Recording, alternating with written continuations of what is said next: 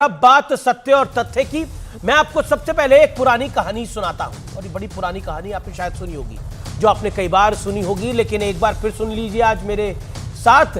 एक लकड़हारा था जिसके 4 बेटे थे, लेकिन चारों बटे हुए थे, एक दूसरे के खिलाफ थे। लेकिन लकड़हारे ने इस परेशानी का हल ढूंढते हुए अपने चारों बेटों को बुलाया और एक लकड़ी का गट्ठर को रस्सी से बांधने के लिए कहा।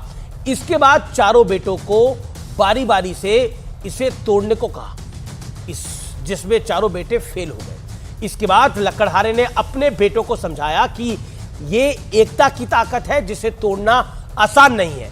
आप सोच रहे होंगे कि आज इस कहानी को सुनाने का कंटेस्ट क्या है, तो यह कंटेस्ट आपको भी मैं समझा देता हूं। बिहार की नीतीश बाबू की सरकार ने आज जाति के आधार पर सर्वे के आंकड़े जारी किए हैं, जिसके मुताबिक बिहार की आबादी में करीब 82% हिंदू आबादी है, 17.7 करीब 18% मुसलमान है और बाकी 0.3% आबादी में सिख, जैन, बौद्ध और ईसाई जैसे समुदाय हैं। सवाल है कि आखिर आबादी के इस ब्रेकअप के कार्ड की जरूरत क्यों पड़ गई है? तो ये पूरा खेल समझिए। बिहार की राजनीति में चाहे लालू यादव हो या फिर नीतीश कुमार, दोनों की सियासी धुरी जातियों के इर्द गिर्द घूमती रही है।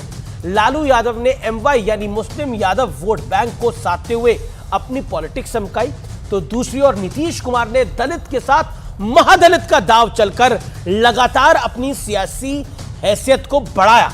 बिहार में 16% दलित मतदाता काफी अहम माने जाते हैं।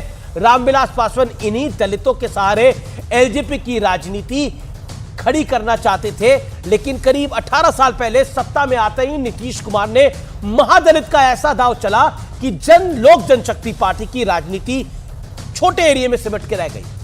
और आज जाति वाली जनगणना के जो आंकड़े आए हैं, उसके मुताबिक बिहार में पिछड़े वर्ग की आबादी 27% से ज्यादा है, जबकि अति पिछड़ा वर्ग की आबादी 36% से अधिक है।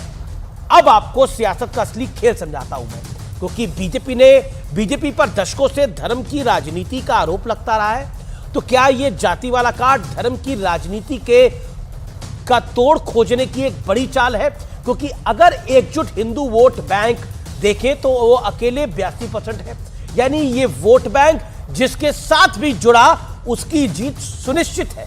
लेकिन अब इस 82% को हिस्सों में बांट के देखिए तो बिहार में यादव 14%, कुशवाहा 4% से ज्यादा, ब्राह्मण, ठाकुर, भूमियार और कुर्मी करीब 3% है, बनिया और मल्ला लगभग 2.5%, यानी ब्रेकअप देखें तो 82% कई टुकड़ों में बंट जाता है, अलग अलग भागों में बंट जाता है और अलग अलग वोट बैंक में बदल जाता है। तो सवाल है, क्या यह पूरा का पूरा मामला इंडिया गठबंधन की बांटो राज करो वाली रणनीति का एक बड़ा केंद्र बिंदु है? क्योंकि इस गठबंधन के सभी दलों ने एक सुर में जाति वाली जनगणना का समर्थन किया है। लेकिन अब मैं आपको एक क्रोनोलॉजी समझाने के लिए थोड़ा फ्लैशबैक में लेकर चलता हूं।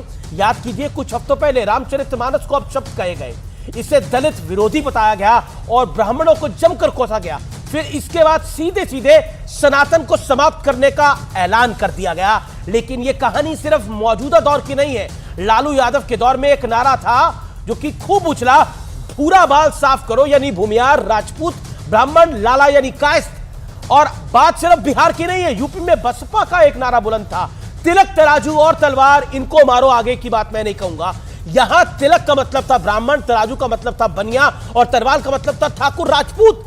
इसी के बाद कहानी थोड़ी और आगे बढ़ी। जब मुलायम सिंह और काशीराम एक हुए, तब एक नारा लगा, मिले मुलायम काशीराम, हवा में उड़ गए जय श्री राम।